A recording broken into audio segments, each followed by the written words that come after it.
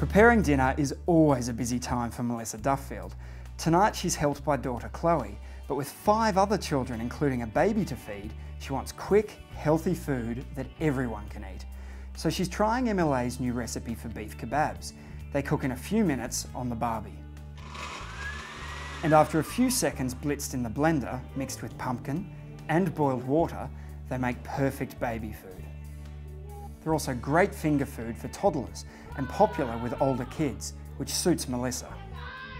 For me, it's really important because with 6 kids, I don't want to be making 10 different meals a night, for everyone. So yeah, one meal that you can break it down and everyone's happy to eat.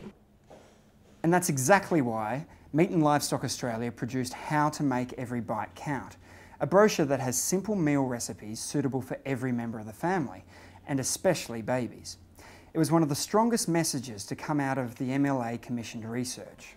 The research found that mums know that red meat is an important source of iron and zinc for their babies, but what they don't know is how to cook it for their babies and toddlers. And what was also interesting was their concern that their children do not become fussy eaters.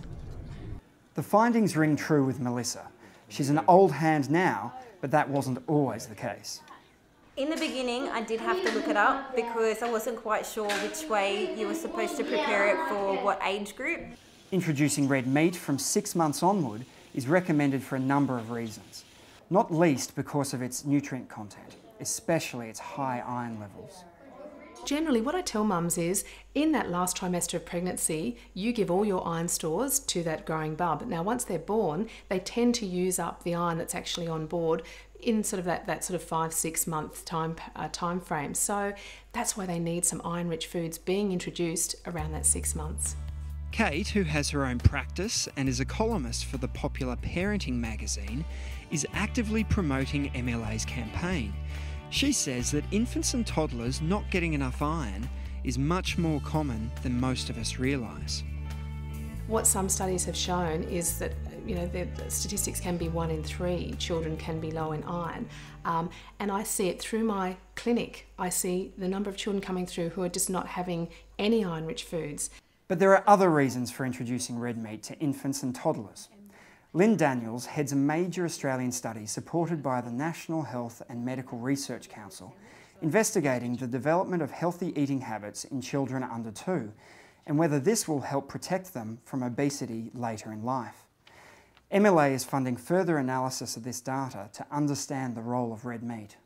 Well, red meat's very important because it provides important nutrients, but also because it's part of the child learning to like and have experience with a wide variety of flavours and textures.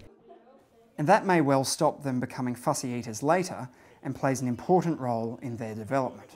If they are really left on those pureed foods for a long period of time, it can actually have an impact on their speech, and these children can be a bit speech delayed because they just don't have the muscles to enunciate the words. So the solids going to the lumpy textures and then to the chewable textures sort of around about 8 months of age, you're also really establishing some fantastic muscles ready for the speech for the bub.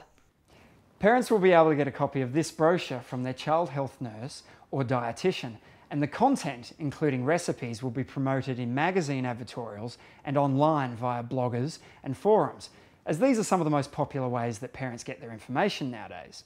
The whole campaign, particularly the focus on eating together and the helpful reference images, has got the backing of the experts. I think parents are looking for help, and we need easy to follow recipes. We need easy, clear guidelines. I think there can be some confusion out there as to what to eat and when to eat, and I think I need to sort of really push that concept of one family, one meal. But the real proof is in the eating, and there's plenty of that going on here.